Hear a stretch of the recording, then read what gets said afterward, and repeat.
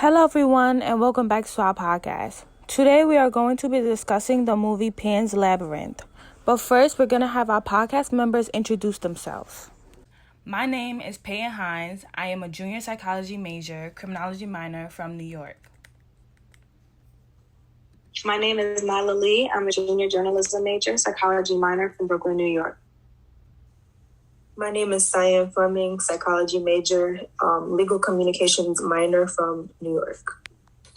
Hello, my name is Mark Anthony Beckles, and I am a junior psychology major from Trinidad and Tobago.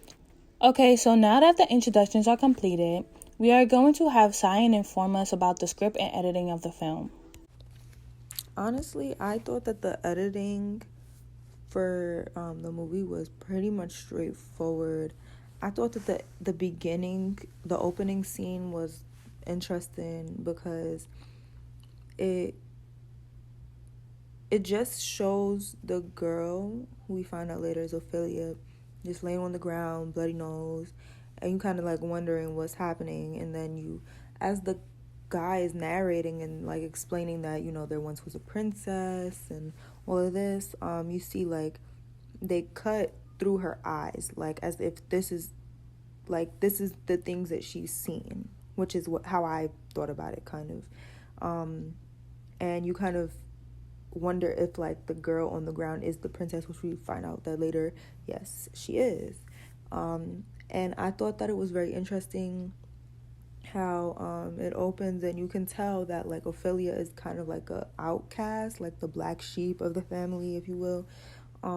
She's reading a book and her mom is like, why do you bother to read books and all that stuff? And then you just see how like it's very zoomed in on Ophelia and like her sense of curiosity, even though her mom is in the back struggling and kind of like bleeding, not bleeding, but you know, having birth issues and stuff. And I thought script wise it was interesting how well, it wasn't necessarily interesting, but it kind of introduced us, like the watchers, to the captain's character.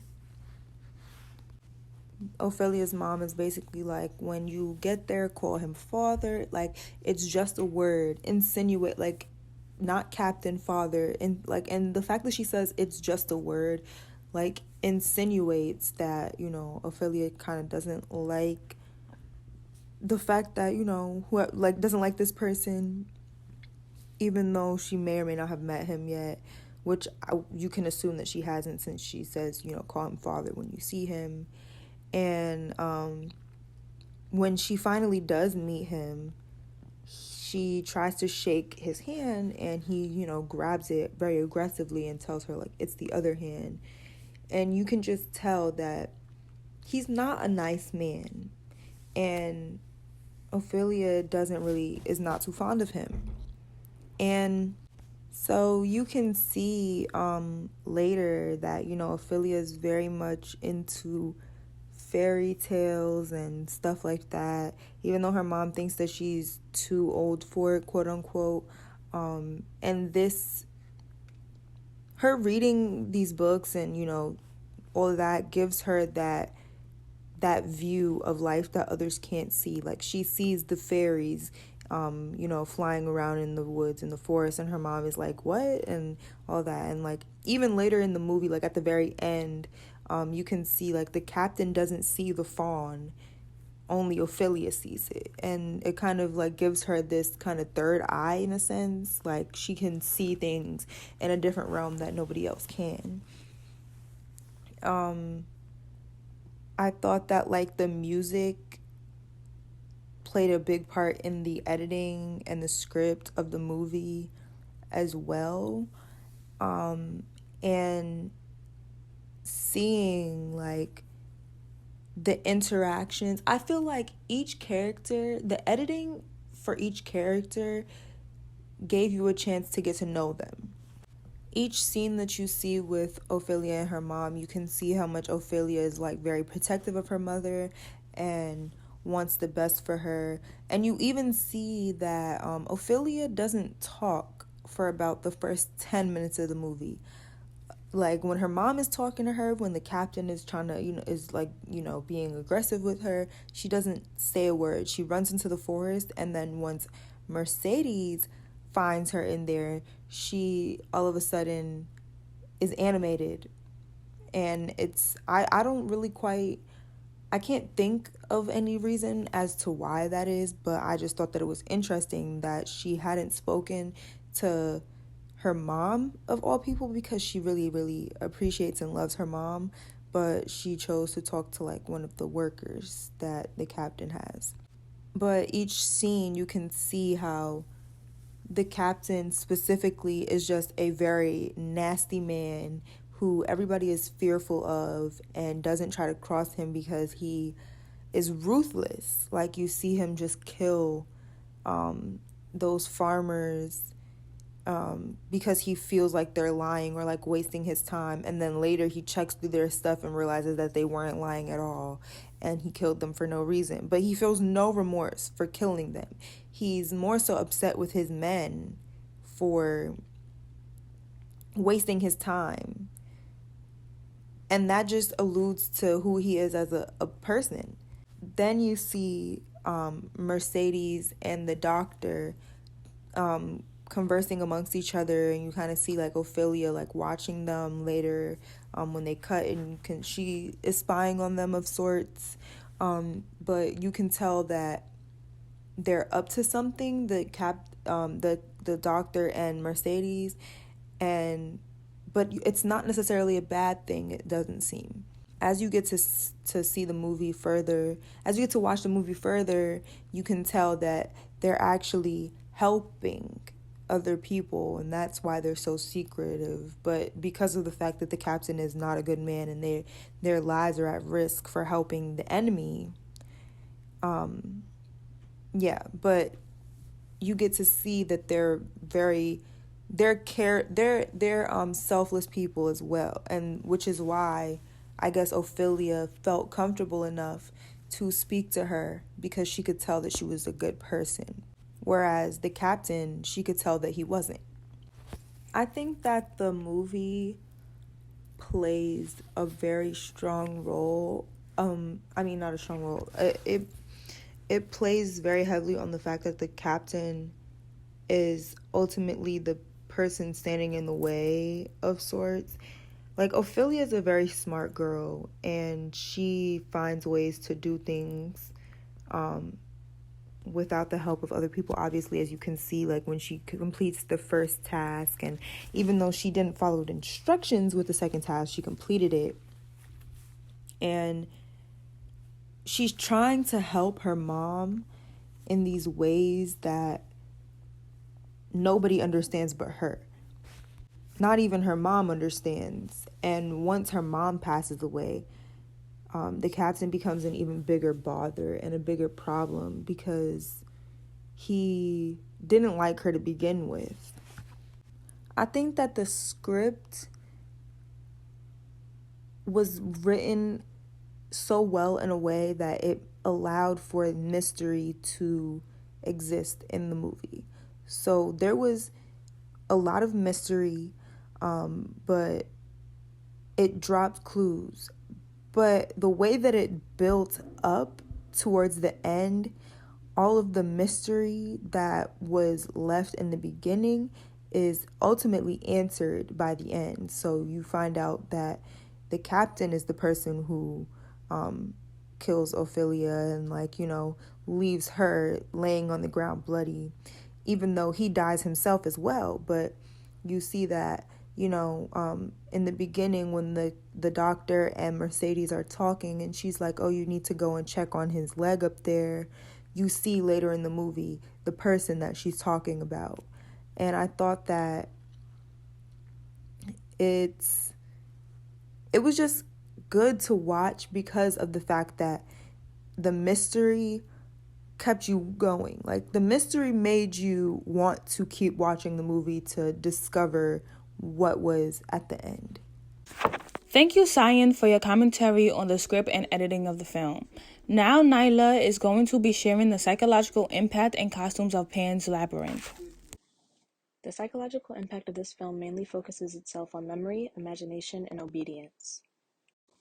The main character of this film, Ophelia, is a long-lost princess of a celestial world, but on Earth she is the daughter of a wife of a dictatorial general of a fascist regime. The General, Vidal, oversees Dr. Ferrero and Mercedes, whose role is similar to that of a maid. Ophelia is the only one in her world who is able to see some of the supernatural occurrences happening in the world, such as the faun, a goat man that guides her in her journey throughout the labyrinth. The faun may be interpreted as the manifestation of Ophelia's memory of her past life. The goat, neither good nor evil, according to Guillermo del Toro, is only there to witness and usher Ophelia along her journey, and his job is done when Ophelia makes it back to her previous life. The film also serves as commentary on the function of imagination in adults as opposed to children. We see this primarily in the instance of the mandrake root that Ophelia places under her mother's bed to improve and preserve her health. When her mother learns of this, in order to disprove the mandrake root's connection to her health, she burns it to death, ultimately killing herself. Another theme that presents itself in the film and is common in stories set in peri-war environments is obedience. Mercedes and Ferrero are employees of Vidal's regime, but use their access to supplies to aid hungry and injured rebels. Mercedes and Ferrero are able to detach themselves from their inclination to obedience to their boss to act in favor of their morals. Those closer to Vidal, however, are more inclined to kill anybody who appears to be rebel-adjacent without hesitation. In terms of costume, the film being set in 1944 Spain informs most of the stylistic choices. Most characters are dressed in dark, cool colors with heavy layering to convey the cold darkness of most of the scenes. Ophelia, however, wears satiny materials that reflect light and slightly brighter, but still cool colors that draw attention to her character and make her look as though she is out of place for trying to fit in the mortal world, because she is closer to an ethereal being than human. When she reaches her actual world, characters wear warmer colors like orange and red, conveying happiness because she is finally home. Thank you, Nyla, for your commentary on the psychological impact and costumes of the film. Next, we are going to have Peyton, who is going to be talking about the camera work and the setting. Pan's Labyrinth takes place 5 years after the Spanish War in 1944. The movie takes place in Spain. The movie takes place in two different quote-unquote worlds, one being fantasy and one being the real world. There are many scenes that are shot in the forest with tall green trees and green grass and bushes everywhere. It makes it look very fantasy-like. Some scenes can be seen in a cave and in her bedroom with her mother. The camera work of the movie helps to show the two conflicts of the movie, with the contrasting camera angles between the war side and her fantasy world. It helps to tell the story of the cruelty and the harms of war. The main character, Ophelia, stepfather is Captain Vidal, a murdering sadist who is known for killing and being a strict general. The director also uses various lighting tones, especially when Ophelia interacts with the faun. In those specific scenes, the lighting is lower and hence darker with blue lights in it to show how the faun isn't necessarily good or bad, but could be someone who could be seen as morally correct. The camera also makes sure to put out different color schemes when she is in different situations. For example, when she is out exploring during the daytime, the tones in the light is more of a golden one and orange light to show innocence and her actually being a child with curiosity. Zoom out shots can be seen when the camera starts in close and then slowly pans out to show the entire scene. An example where this happens is when the captain was sitting at the table eating with his subjects, where it started out with the camera on him and it widens to show everyone at the table. Close-up shots are also seen throughout the movie, especially when Ophelia is interacting with the faun and when the director wants to show emotion of the characters. Overall, the camera work and the setting of the movie helped to convey the meaning of the film and made the film even more enjoyable. Thank you, Peyton, for your commentary on the camera work and setting of the film. And last but not least, we are going to have Mark Anthony speak about the music and casting choice in the movie. The cast is consisted mainly of Spanish-based actresses and actors. Spanish stars like Ivana Baquero, Sergi Lopez, Maribel Verdú, Ariadna Gil, and Alex Angulo take the spotlight within the film in many various roles. Another notable name within the lineup of actors for the film was that of American actor Doug Jones.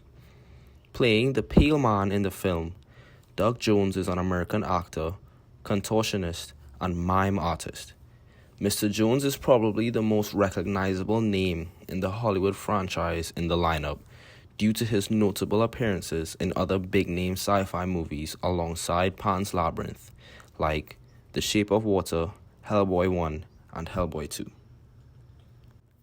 The musical OST for the movie was composed by none other than the Spanish-based composer Javier Navarrete.